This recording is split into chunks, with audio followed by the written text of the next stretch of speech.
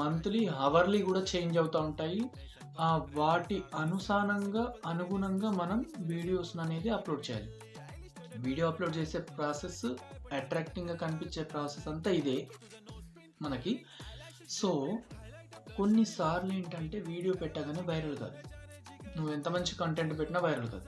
So, చాలామంది యూట్యూబర్లు ఏం చేస్తారు, రీసెర్చ్‌లోకెళ్ళి ఆ కంటెంట్ నేమ్ ఇయ్యండి, ఇది ఇంకో కొన్ని నేమ్స్ ఇస్తది. దాంట్లో ఎతుక్కొని అప్పుడు పెట్టండి. అప్పుడు మాత్రం వైరల్ అయితదని చెప్తుంటారు వీడియోస్‌లో. సో, అవన్నీ ఏం అవసరం లేదు. వీడియో వైరల్ కావాలంటే ఎలాంటి చేంజెస్ చేస్తే ఎమ్మటే వీడియో వైరల్ అవుతదనేది నేను అది చూపిస్తాను. అది మనకి యూట్యూబ్ అల్గారిథంకి అనుగుణంగా మనం ఆ చేంజెస్ అనేది చేయాలి. అది నెక్స్ట్ వీడియోలో చెప్తాను. వీడియోనైతే లైక్ చేయండి, షేర్ చేయండి, సబ్స్క్రైబ్ చేయండి.